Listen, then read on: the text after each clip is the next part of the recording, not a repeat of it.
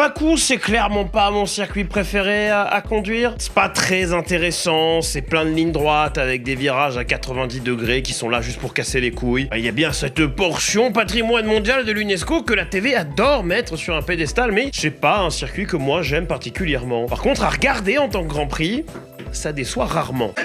Ce week-end, entre intempéries, exécution foireuse et crash qu'on dirait un lobby ouvert,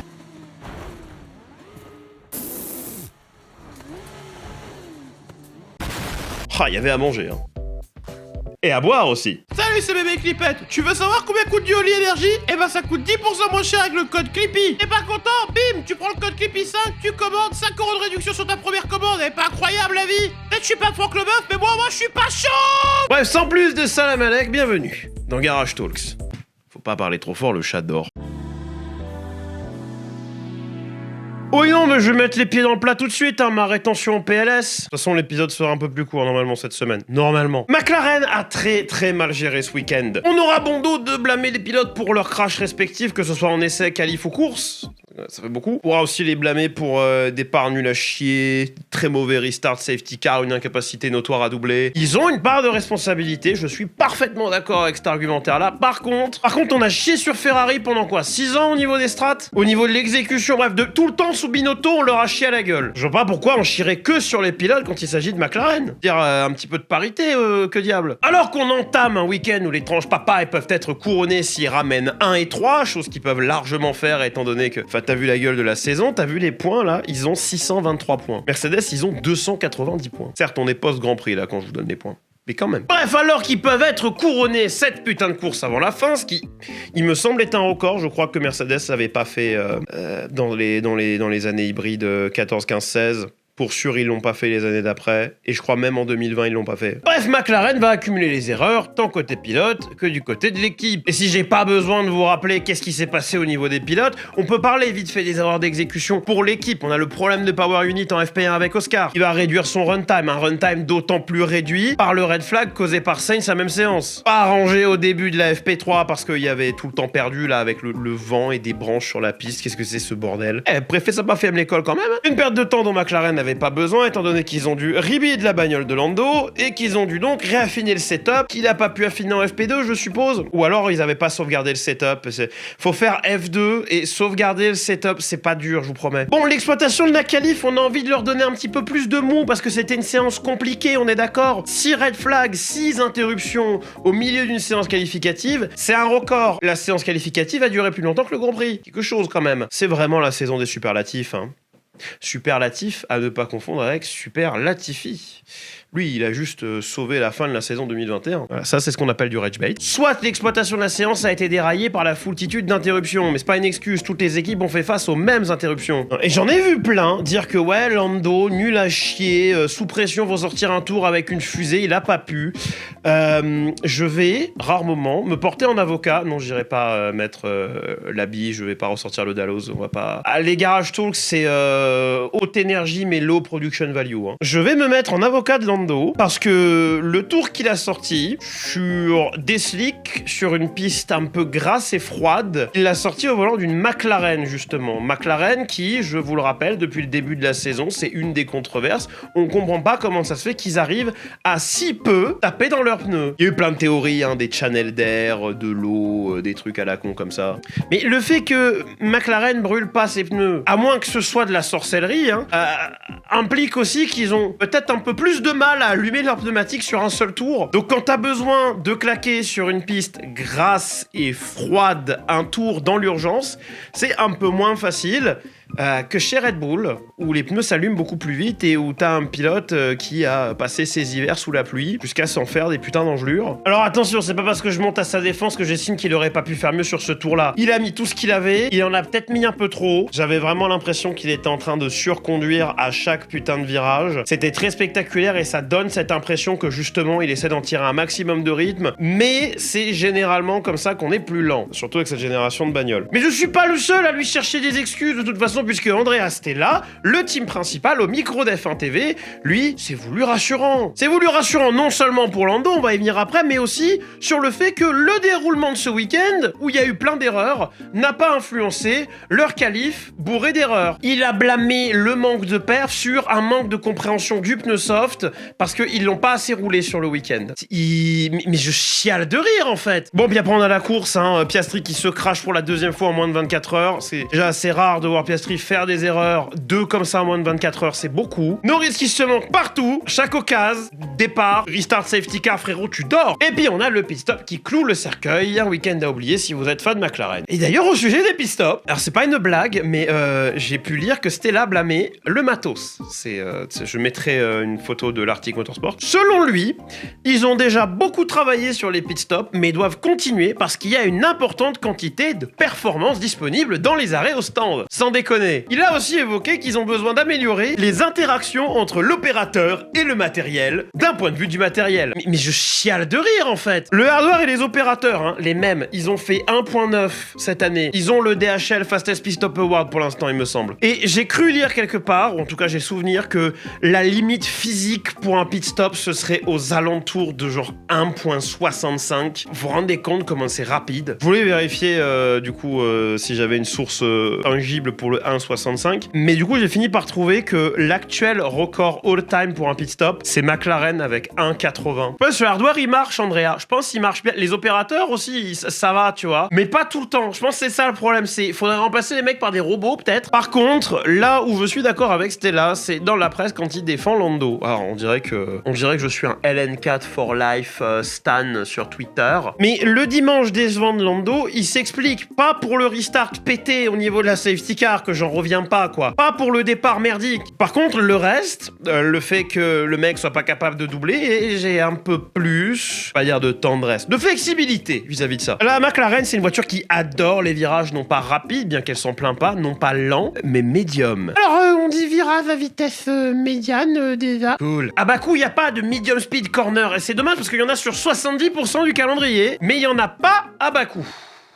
Ah, merde alors. McLaren, ils ont aussi une voiture qui est moins avantagée en termes de vitesse pure. Ils ont pas le meilleur power unit en termes de puissance. Ils ont aussi une bagnole qui est un peu plus draggy, qui a plus de traînée en ligne droite, en tout cas par rapport à la Red Bull. Et c'est une bagnole qui a perdu un temps fou dans les 3 derniers virages. Si, un peu comme moi, vous considérez que les 3 derniers virages, c'est 14, 15, 16. Parce que 17, 18, 19, c'est pas tellement... Enfin, il y a pas trop... Bon, du coup, il perdait v'là du temps dans ces virages-là quand il était en train de chase pour la P5, ce qui est problématique. Il pourrait ne pas perdre de temps au 14-15, hein. Il en perd au 16e. Et c'est con parce que tu compromets 2 km de ligne droite, quoi, quasiment. Et je trouve que Monza et Bakou, c'est 2 circuits différents, mais 2 circuits relativement similaires. Déjà parce que c'est des circuits haute vitesse, et aussi parce que c'est des circuits où on a une tendance à attaquer les virages. C'est-à-dire que versus un autre circuit avec des virages plus coulés, on est sur des changements de direction beaucoup plus bruts, beaucoup plus nets que la McLaren n'apprécie pas du tout. Et bien il faut dire aussi que McLaren, ils avaient un aileron arrière beaucoup plus chargé que chez Red Bull. Et même si on a tendance à dire Red Bull pour dire Max maintenant, faut pas oublier qu'en fin de course, là, Lando arrivait pas à passer Yuki. Alors est-ce que c'est parce que Yuki ressurgit des enfers et qu'on peut remonter dans le hype train et que... L'air sale, le fait qu'on soit en fin de course et que du coup un move 50-50, c'est beaucoup trop de risques à ce moment-là de la course, il vaut mieux fermer le gap, même si c'est que 6 points que de pas gratter de points du tout. Il y a le fait que le delta de perf soit pas assez large et que la Red Bull était clairement set-up pour aller vite en ligne droite et advienne que pourra du reste, quoi. Oui, même pour aller chercher Yuki, c'est pas si simple, même s'il y en a certains parmi vous qui l'ont déjà adoubé comme pilote médiocre, vraiment parce que vous regardez le sport avec l'œil absolu. On est content pour vous. Alors après, par contre, la Formule 1, s'agit pas d'un pilote, s'agit pas d'une voiture, s'agit d'un lot, un package, la somme des deux. Je passe mon temps à le dire ici, hein, Verstappen il gagne rien avec l'Alpine de cette année, Colapinto est pas forcément en tête du championnat du monde avec la McLaren de cette année. C'est pas juste lui il est meilleur, c'est un amas de données de perf relatives et dépendantes et même indépendantes les unes des autres. Il y a 1 milliard de paramètres, mais ça rentre pas dans 144 caractères ou peu importe combien c'est maintenant. Donc c'est chiant, donc on préfère dire lui il est nul. Parce que c'est une très belle manière aussi de dire je l'aime pas, et sans dire je l'aime pas. Ce qui serait beaucoup plus acceptable, hein, soit dit en passant, plutôt que de me dire bah il est nul. Mais non, parce qu'objectivement, moi je sors mes stats après, vous cassez les couilles. Dites que vous aimez pas Stroll, j'ai pas de problème avec ça. Me dire qu'il mérite pas sa place sur la grille, voilà, ça c'est ce qu'on appelle du rage bait. Bon, après tu me diras que Lando il rend pas les choses faciles parce que même lui il parle en tweet. Notamment dans une interview avec Viaplay où il disait que McLaren dans le cas présent, ne sont clairement pas aussi rapides en parlant de ses difficultés à ne serait-ce que suivre Tsunoda. Le problème que j'ai avec cette déclasse c'est qu'elle est dénuée de toute nuance et qu'elle dit implicitement on n'a pas la meilleure voiture alors que le classement constructeur me dit autre chose. En plus, sa phrase, elle aurait pu être tellement plus claire. Il aurait pu dire un truc du genre on n'était clairement pas assez rapide ce dimanche, ou on n'est clairement pas aussi rapide que Red Bull en ligne droite, ou on n'est clairement pas aussi rapide qu'on voudrait. Non, y a pas de temporalité. Je suis... Ouais, c'est Clippy du montage beaucoup moins fatigué que Clippy du tournage et conscient parce qu'il a tourné une des blagues de ce script en un tweet, qu'il y a plein de gens qui vont pas comprendre ce que j'ai dit. Donc, je vais rephraser clairement. Je me doute qu'il parle du week-end en général. C'est juste que grammaticalement, le soundbite, le clip sur lequel je me base, laisse à penser qu'il insinue qu'ils ont pas la voiture la plus rapide de la grille. D'où le fait que je m'insurge faussement dans le clip précédent sur une tournure de phrase plutôt que réellement sur le fond de sa phrase. On va dire que j'ai pas à répondre à tout le monde, surtout dans ce genre de petits cas-là, mais pour moi c'est vraiment important de communiquer clairement. Comme apparemment ça l'était pas assez, ou c'est peut-être juste que Twitter est dans la giga hostilité et peut pas assumer une seule seconde que ça me poserait aucun problème, une décla comme celle-là. Puis je me rends compte que mon second degré est peut-être pas aussi obvious à l'écrit que je le pensais. C'est pas grave, j'en mets ça à plat, bien beau, bien nickel, sans aucune pliure, sans aucune froissure. Parce que j'ai une sainte erreur des malentendus et en ce moment ma vie est une longue série de malentendus. Donc au moins que ça là, ce soit clair. Après c'est commun à tout le monde de jouer l'underdog story quand on a un mauvais week-end.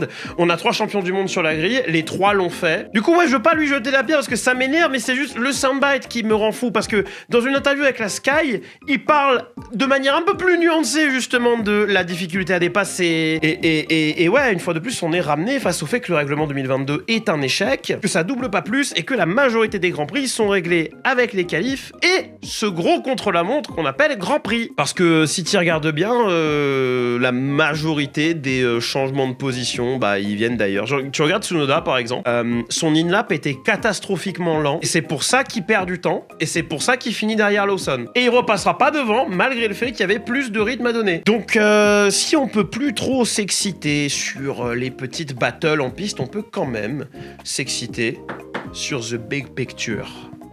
Ouais, t'as appuyé sur le bouton Steam.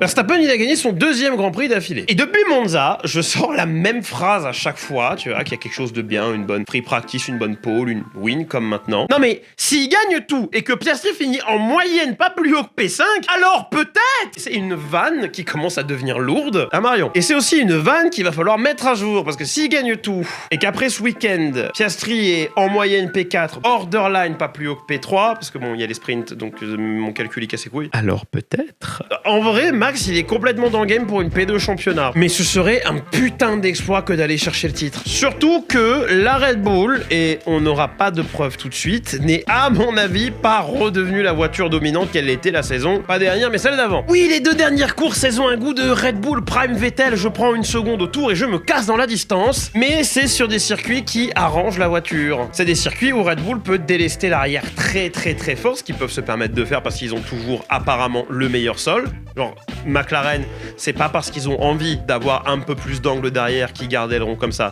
C'est parce que la voiture génère pas assez d'appui sans l'aileron arrière comme ça. Et cette tendance-là, de toute façon, à avoir une voiture qui marche très très bien dans les circuits haute vitesse, elle date pas de Monza, elle date de Silverstone en fait. Aileron arrière plat comme ton étagère Ikea préféré, qui était à la base prévu et appelé comme la spec Monza, ils l'ont boulonné sur la voiture en qualif à Silverstone et claqué une pole inattendue. Et c'était un peu un Hail Mary, ce que je peux pas traduire dans des places où fouille merde, parce que Hail Mary ça se traduit juste par je vous salue Marie, mais c'est une expression en football américain. C'est genre une passe super longue qui a 0 putain de chance de passer, et du coup c'est une prière, tu vois. Donc ouais, en fait, ouais, si, quelque part cet aileron c'était une prière. Ouais, ça peut marcher comme ça. Mais du coup cet aileron c'était une prière, ils ont claqué une pole inattendue, le lendemain ça marche plus parce qu'il pleut, et du coup t'as besoin de beaucoup plus d'appui. Bon, la Red Bull est meilleure en ligne droite, ça on sait. À Spa, en course ça marchait pas parce que il y a eu toute cette histoire de on attendait la pluie, on a attendu 3/4 d'heure sous safety car, il y avait pas de pluie, donc au final ça a desservi tous ceux qui ont setup leur bagnole pour la pluie, donc c'est-à-dire les 3/4 de la grille. En sprint, je sais pas, l'aileron avait piscine, sûrement. Mais le problème dans cette histoire, c'est que on sait que la Red Bull elle marche bien sur les circuits low downforce, et il y en a plus qu'un seul avant la fin de l'année, et c'est Vegas. Singapour, c'est un medium high downforce, on pourrait délester un petit peu derrière, mais étant donné que Singapour, c'est Singapour, que c'est du bitume urbain qui fait tarpin chaud, tu crames tes pneus, donc les équipes par sécurité boulonnent quand même un peu plus de grip qu'avec un setup high downforce, tu abîmes un peu moins tes pneus. Même s'il y a des grandes lignes droites, Singapour, ça reste quand même un circuit où t'as pas envie de rouler avec un setup low downforce. Hein.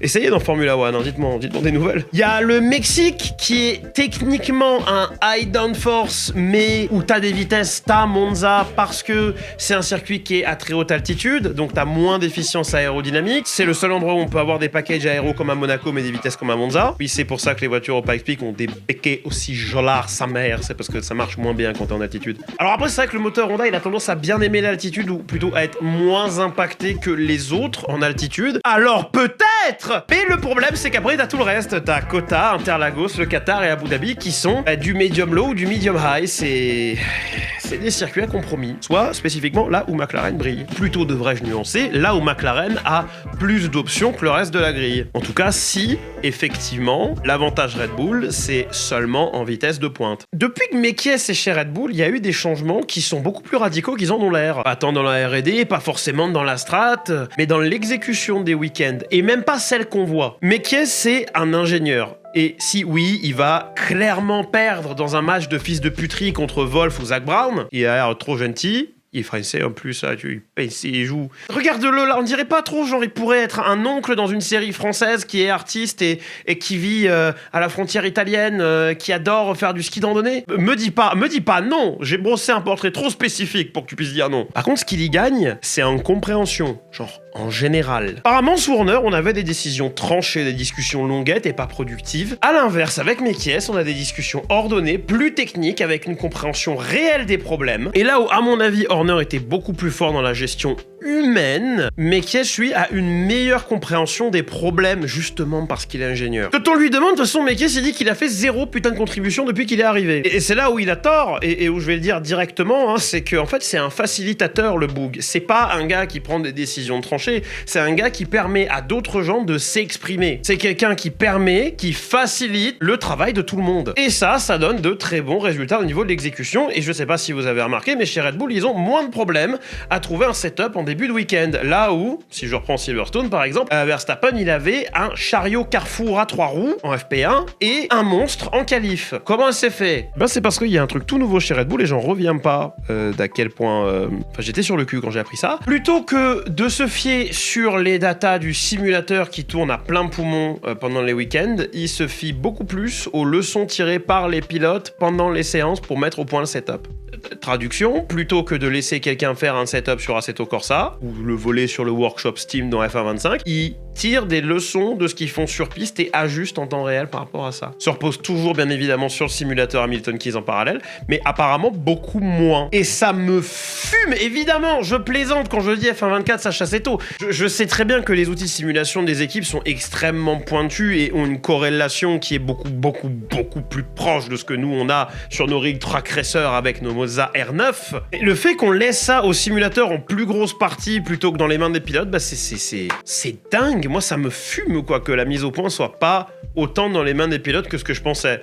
Ce qui veut dire que pour une fois, Codemaster, je vous présente mes excuses formelles. Vous aviez pas tort à nous mettre que des programmes à la con en FP. Effectivement, c'est plus vraiment utilisé pour mettre au point la voiture. My bad. Il y a aussi quelque chose qu'il faut garder en tête, c'est que Red Bull a introduit il y a pas longtemps un nouveau sol et un nouvel aileron avant. Et qu'on n'a pas encore vu les deux éléments du package sur un circuit lent. C'est pour ça que la spéculation, à mon humble avis, elle s'arrête net après Singapour. Parce que Singapour, encore une fois, un circuit où on charge beaucoup plus les ailerons, une piste où on attaque aussi beaucoup les virages comme à Bakou, mais qui demande beaucoup plus d'appui, une piste ultra bosselée, une piste ultra chaude, une course ultra longue, ultra physique, c'est taillé pour une voiture facile, donc c'est taillé pour la McLaren. Eux qui ont la meilleure communication entre la plateforme méca et aéro, eux qui ont la sorcellerie du maintien de température dans les pneus, même avec des problèmes d'exécution maladroit, il y a fort à parier que c'est pour eux, sauf si la Red Bull est effectivement meilleure. Parce que si Max gagne à Singapour, les cartes sont rabattues. S'il gagne au mérite, hein, sans la moindre putain d'aide, sans une strat de oufard, une safety car qui poule un miracle, s'il gagne au rythme, McLaren aura de vraies raisons de s'inquiéter et va peut-être devoir avantager un pilote à partir de là plutôt qu'un autre. Parce que le truc, c'est qu'Oscar et Lando, en gagnant un coup c'est l'un puis un coup c'est l'autre, ils se piquent des points régulièrement. Là où Max a pas le problème du teammate qui vient lui casser les couilles à lui enlever 2 points par-ci, 2 points par-là. Personne parasite ses finishes, il est tout le temps devant. Paradoxalement, ce qui pourrait vraiment aider Max dramatiquement, c'est un Norris très en forme à Singapour, un Piastri très en forme à Singapour, et une bataille qui va un petit peu au-delà des limites. Ou carrément un crash T1 comme Singapour 2017, mais Singapour 2017, ça n'avait pas réussi à Max de trop de mémoire. Et là, si t'as un autre double DNF, mon Dieu, que les choses changent. C'est quoi le plus gros déficit qui ait jamais été overcome en Formule 1 pour devenir champion du monde? C'est Seb en 2012 avec les 44 points? Ah bah non, c'est Max avec 46 points en 2022. Ouais, mais c'est de la triche, il avait 19 courses pour faire ça. Seb, il en avait 10, hein. Piquet, hein, même en 2010, il avait quoi, 31 points à gratter en 6 courses? Avec un DNF en Corée! Souvenir! Ah putain, c'est quand même incroyable. Quoi qu'il arrive, c'est incroyable que le gosse, je dis le gosse, on a un mois d'écart. Mais j'ai 2 fois l'âge visuellement, il paraît.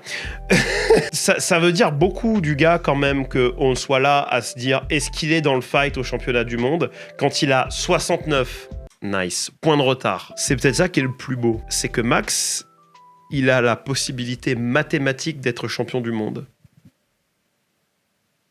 Et c'est peut-être tout ce dont il a besoin.